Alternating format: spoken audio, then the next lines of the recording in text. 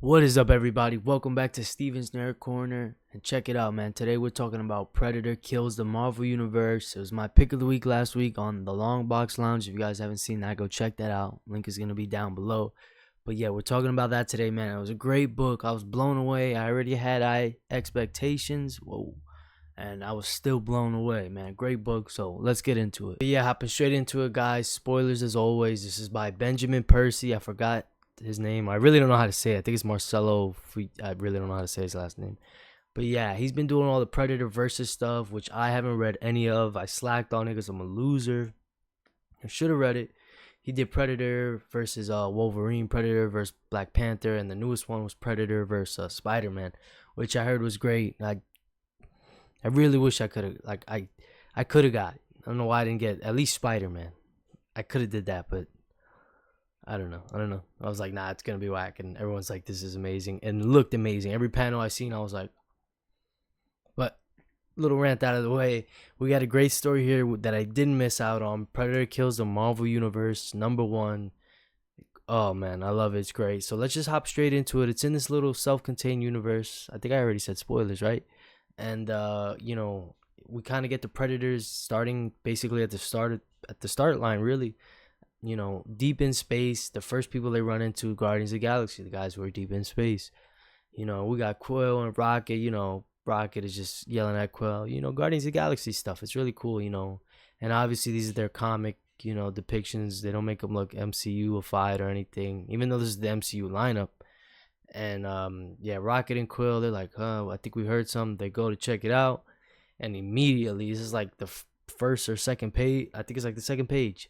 It's literally already, we got the Predators, the little homing 3 dots. Quill sees it on his chest. Rocket sees it too. He's like, what? Boom.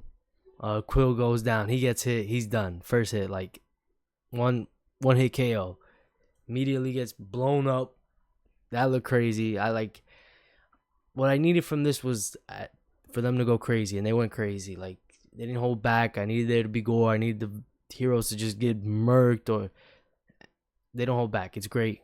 That's what I'm here for, and that's what they brought, So immediately, and I love the character reactions, because I think Benjamin Percy, he's been around Marvel for a long time, and I think he's getting better and better, honestly, as he gets older. He's just putting out really quality stuff now, and, he knows a lot of these characters, and a lot of characters, they feel in character. Like, Rocket gets emotional and immediately just start, screaming and shooting, like, that's Rocket, right? That's literally him. So, and I love that, but then, they immediately, shoot Rocket down. The rest of the Guardians, they're like, oh, what's that? All of them get smoked, taken out. Like, it's like, I was like, damn, that, like, they get killed super fast. But I wasn't mad. I was like, okay. And then we see, this is a little bit of the time, but not really. We see Kraven. He's with the Predators, but I mean, you see him on some of the covers. Like, I didn't read it, but like I said, I seen some of the covers. He was there. And it said, and it literally gives you a little editor note right there. Oh, he killed the Predator, back in Spider-Man vs. Predator. It's really self-explanatory. I was like, okay, I really don't, it's not like, oh my God, now I'm really lost. All this context I'm missing out on. Like, is that, we're good. We're caught up. So, we really cool. He's the one spilling their weaknesses, and he's giving out, all their soft spots or what have you. So the Predators know where to hit, and it's really cool. So we go from there. We're going to this little, I guess, tribal meeting after they hit, and Kraven's telling them, like, this next team we're going to hit, you guys really got to lock in, whatever. And he's talking to the Predator King on throne. Looks really cool. But his son, the Predator's King's son, immediately comes. He doesn't kill Kraven. He just, like, hits him in the back and, knocks him down. He's like, don't forget your place. You still need to earn your place here. You're new. You're not some veteran or some war chief, So it's really cool. That's what I also like. Like, there's so many layers to this. We have the Predators killing the Marvel Universe. The heroes dealing with that. But we also have the Predators, right? The Yautja, right? I think that's how you say it. They've got their internal conflicts going on. So, we've got this whole Kraven Predator plotline. Plus, we kind of have the Predator King and son. We don't know what could go on there. I mean, you would think, right? Especially with the Predators, he's going to look to overthrow his dad. So, I mean, you got this whole little Predator plotline brewing.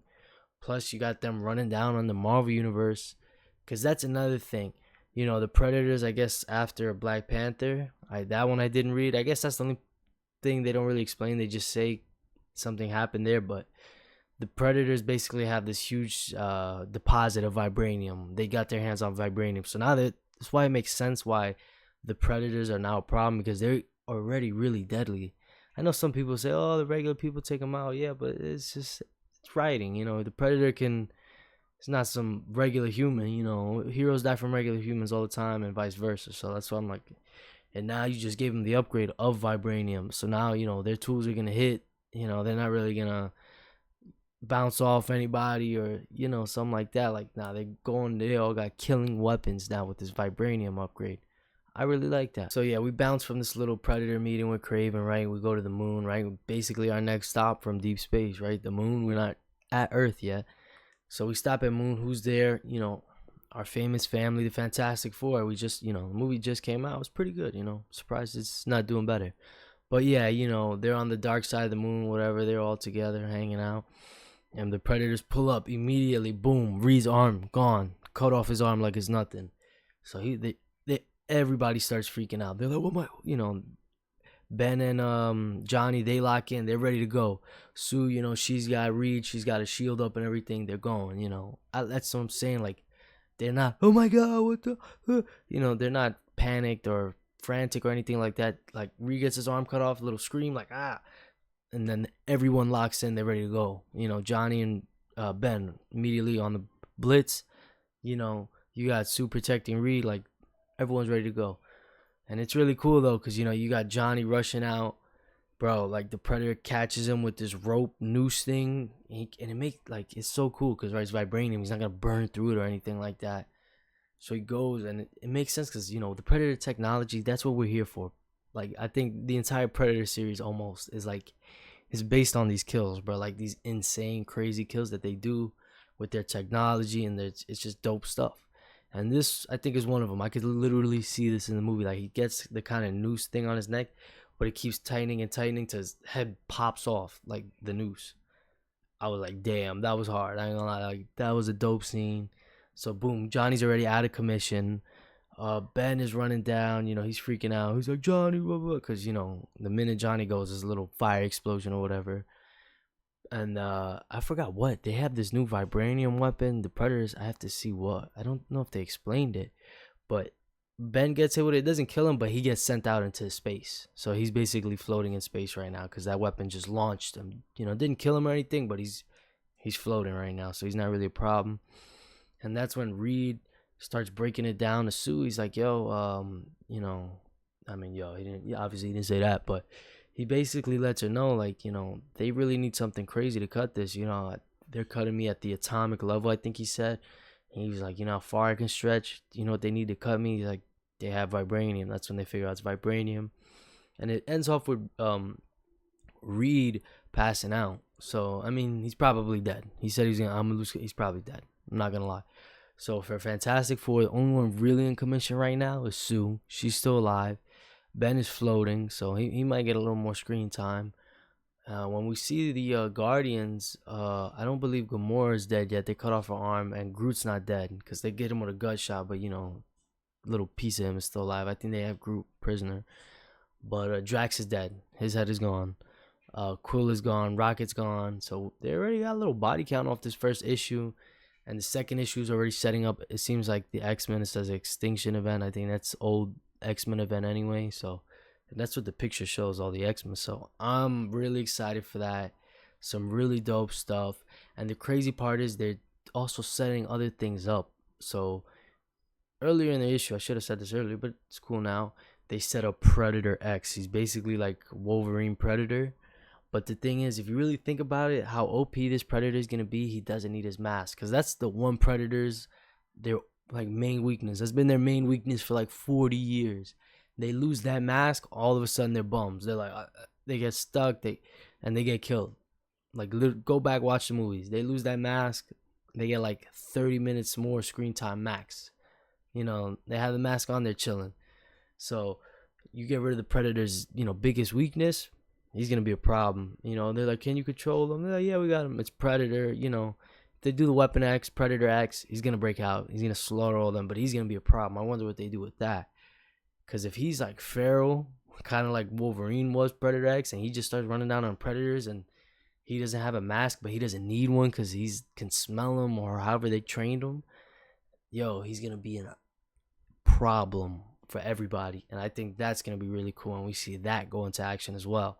So I'm loving this book, man. But yeah, guys, closing thoughts. I think that's about it, man. It's a fantastic book. First issue, I'm loving it. Benjamin Percy, he's cooking yet again. He knows this stuff. Like, it's great. He gave us what we want. We got blood, we got guts, but we also got our characters. You know, we got to see them, and there's still our characters get killed. They're not like these different characters because he doesn't know how to write them. So shout out to him. Props to him. You know, really killed it. The art is great. You know, again, I'm sorry for the art. I gotta look up his name. I'm gonna put it because I can't say it, but you know, art was great. I loved it. The blood, the guts. It was great, man. The Predator outfits and the helmets and the masks. It's just dope stuff. It was a great book all around. I can't wait for issue 2.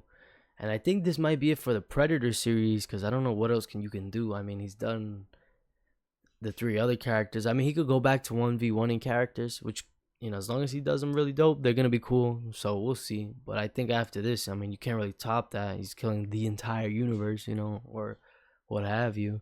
So, you know, how can you really top that?